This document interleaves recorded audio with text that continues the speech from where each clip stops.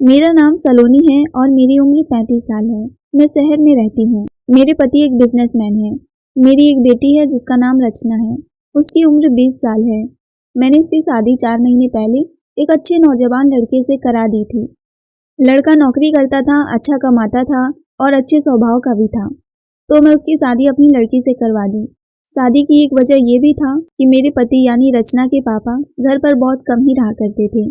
वो बिजनेस के सिलसिले में ज्यादातर बाहर ही रहते थे। घर में सिर्फ हम माँ बेटे दोनों अकेले ही रहा करती थी। मैं सरकारी स्कूल की टीचर हूँ और मेरी बेटी भी बैंक में जॉब करती है। मुझे मेरी बेटी के लिए ऐसा लड़का चाहिए था जो मेरी बेटी के साथ मेरे घर पर ही रहे, घर जमाई बनकर, क्योंकि मेरी एक ही बेटी थी और मैं नहीं चाहती थी कि वो भी अपने ससुराल जाकर रहने लगे। जब मैं अपनी बेटी का रिश्ता ढूंढ रही थी तो मुझे किसी ने बताया कि एक लड़का मेरी नज़र में है जो बहुत अच्छा खासा कमाता है और अच्छी नौकरी भी करता है, दिखने में भी बहुत अच्छा है और अकेला ही रहता है। उस लड़के का कोई भी नहीं है। तो मुझे अच्छा लगा, इससे बढ़िया और कुछ भी नहीं हो सकता। जिसका परिवार ही नहीं है वो आराम से हमारे घर पर मेरी बेटी के साथ रह सकता है। मैंने बिना देरी किए मेरी बेटी रचना और उस लड़के की शादी करवा दी। मेरे दामाद का नाम संदीप था। उसकी उम्र लगभग 28 साल की है। शादी के बाद मेरी बेटी अपने पति संदीप के साथ बहुत खुश थी। उन दोनों को देखकर मैं भी बहुत खुश थी। मैं स्कूल में पढ़ाकर शाम को जब घर आती थी तो मेरी बेटी और दामाद जी दोनों अपना अपना काम करके घर पर आ जाते थे। हम तीनों बहुत अच्छे और खुशी खुशी रह रहे थे। अब मेरा घर पूरा भरा भरा था। अब किसी चीज की हमें कोई भी कमी नहीं थी। धीरे धीरे कुछ महीने बीत गए और हम तीनों आपस में एकदम घुल मिल गए थे। संदीप मेरा दामाद मेरी हर बात मानता था। वो मुझे हमेशा अपनी बाइक पर बिठाकर मुझे स्कूल तक छोड़ देता था और जब शाम होता था तो मुझे वापस लेने भी आया करता था। हम तीनों संडे के दिन मार्केट शॉपिंग करने या फिर डिनर करने हम तीनों जाया करते थे और बहुत मस्ती मजे किया करते थे। एक दिन अचानक से मुझे फोन आया कि मेरे पिताजी की तबीयत बहुत खराब है। ये बात मुझसे सुनकर रहा नहीं गया और मैं उन्हें देखने के लिए गांव जाना चाहती थी। मैंने अपनी बेटी रचना और अपने दामाद संदीप से अपने साथ चलने के लिए कहा, पर मेरी बेटी बोली कि माँ, बैंक में अभी बहुत काम चल रहा है, अभी छुट्टी नहीं मिल पाएगी। हाँ, आप अपने साथ संदीप को ले जा सकते हैं क्योंकि उन्हें छुट्टी मिल सकती है। अगली सुबह मेरी बेटी नहा धोकर ऑफिस के लिए तैयार होकर ऑफिस चली गई। मैं और मेरा दामाद भी पिताजी को देखने के लिए गांव पर निकल गए। हम दोनों बस स्टेशन के लिए ऑटो से गए और गांव पर जाने वाली एक ही बस थी।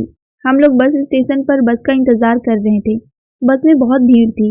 अब गांव के लिए एक ही बस जाती थी तो कैसे भी करके मजबूरन हमें उस बस में चढ़ना ही पड़ा। पहले बस में मैं चढ़ी, उसके बाद पीछे से संदीप भी बस में चढ़ गया।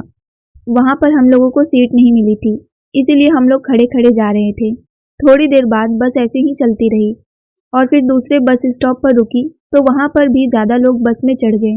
बस में बहुत ज्यादा भीड़ भाड़ हो गई थी, पर कैसे भी करके गांव तो जाना ही था। बस फिर से चल पड़ा। 5 मिनट बाद मुझे लगा कि मेरे पीछे कोई धक्का दे रहा है। मैं पीछे मुड़कर देखी तो वो संदीप था। खैर, काफी दिक्कत का सामना करके हम लोग अपने गांव पहुंच गए हैं। वहां पहुंचने के बाद मैं अपने पिताजी से मिली और अपने भैया भाभी से भी मिली। हम सब मिलकर बहुत देर तक आपस में बातें भी किए। फिर अगली सुबह मैं अपने घर के लिए वापस निकल गई। जनवरी का महीना था और ठंड बहुत ज्यादा बढ़ गया था। मैं और संदीप दोनों फिर से उस बस में भीड़भाड़ का सामना करते हुए अपने घर पहुंच गए। जनवरी में बहुत ज्यादा ही ठंड बढ़ गया था, जिसके कारण इस महीने की लास्ट तक स्कूल में छुट्टी हो गई। मेरी बेटी तो हमेशा काम पर जाया करती थी क्योंकि उसकी नौकरी बैंक में थी। वो रोजाना अपने काम पर चली जाती तो घर में मैं और सिर्फ संदीप ही बचते थे। संडे के दिन हम सभी लोग घर पर थे।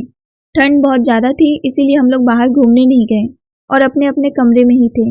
मैं अपने रूम में बैठी थी कि मुझे कुछ देर बाद प्यास लगी। मैं पानी लेने अपने रूम से बाहर निकली तो मुझे कुछ आवाज सुनाई दी। मैंने देखा कि ये आवाज मेरी बेटी के कमरे से आ रहा है। जब मैं उसके कमरे के पास गई तो मैंने सुना कि मेरे दामाद जी मेरी बेटी से किसी पेपर पर साइन करवाने की कोशिश कर रहे हैं, पर मेरी बेटी ने कहा कि अच्छा, अभी रख दो, मैं पढ़कर साइन कर दूंगी। तो संदीप ने कहा कि क्यों, तुम्हें मुझ पर विश्वास नहीं है? तो मेरी बेटी ने बिना पढ़े उस पेपर पर साइन कर दिया। मैं कुछ नहीं बोली और चुपचाप किचन में जाकर एक गिलास पानी पी और फिर से अपने कमरे में जाकर टीवी देखने लगी। अगली सुबह मेरी बेटी काम पर चली गई तो मैं भी नाश्ता करके अपने कमरे में आराम कर रही थी। तभी अचानक मेरी नींद खुली तो मुझे कुछ आवाज सुनाई दी। मैं अपने कमरे से बाहर आई तो मुझे एक लड़की संदीप से बातें करते दिखाई दी। मैंने पूछा ये कौन है, तो वो मुझसे कहने लगा रचना तो ऑफिस चली जाती है, तो आप पूरे दिन काम करके घर में थक जाती हैं, इसीलिए मैं घर पे ये नौकरानी लेकर आ गया। पर मैंने कहा बेटा इसकी जरूरत नहीं है, मैं तो घर पे बैठे बैठे बोर हो जाऊंगी अगर मैं कुछ करूंगी ही नहीं तो, क्योंकि स्कूल की भी छुट्टियां चल रही हैं। तभी संदीप ने कहा जैसा आप कहें, और वो उस लड़की को जाने के लिए कहता है और संदीप उसके हाथों में कुछ कागज पकड़ा कर उसे वहां से भेजता है। मैं उस लड़की को रोकी और उससे बोली कि दिखाओ ये कैसे कागज हैं। तो फिर वो लड़की घबरा गई और फिर वो वहां से भागने लगी। मैंने कहा रुको, नहीं तो मैं पुलिस को अभी फोन कर दूंगी। वो डर गई और डर के मारे उसने सारी सच्चाई बता दी। उसने कहा कि मैं संदीप की पत्नी हूँ और आपकी लड़की से संदीप ने सिर्फ पैसों के लिए ही शादी की थी और उसने इस घर की प्रॉपर्टी पर आपकी लड़की से साइन करवा ली है। ये घर आपने जब अपनी बेटी के नाम की थी तब से लेकर आज तक संदीप इसके पीछे पड़ा था ताकि वो कैसे भी करके प्रॉपर्टी अपने नाम कर सके। तो फिर मैंने कहा अच्छा, तो फिर तुम इतने दिन तक कहाँ थी और तुमने इसका साथ क्यों दिया? इधर मैं उस लड़की से बातें कर ही रही थी कि संदीप पता नहीं कब भाग गया। मैंने तुरंत पुलिस को कॉल किया लेकिन संदीप नहीं पकड़ा गया और मैंने उस लड़की यानी उसकी पत्नी को 2 दिन तक जेल में भी रखा कि शायद कहीं वो उसको बचाने के लिए आए, लेकिन संदीप उसे बचाने तक नहीं आया। इतना खुदगर्ज लड़का मैं अपनी जिंदगी में पहली बार देख रही थी। फिर मेरी बेटी ने कहा कि माँ इसमें उस लड़की की कोई गलती नहीं है और गलती जिसकी है वो तो पता नहीं कहाँ भाग गया, तो फिर सजा हम इस लड़की को क्यों दे रहे हैं? मैंने भी सोचा कि हाँ मेरी बेटी सही बोल रही है। फिर हमने उस लड़की को जेल से रिहा करवा दिया। दोस्तों ये छोटी सी कहानी से हमें यही सीख मिलती है कि आप बिना जाने पहचाने किसी पर विश्वास ना करें। दोस्तों कहानी पसंद आई हो तो वीडियो को एक लाइक और ज़्यादा से ज़्यादा शेयर करें।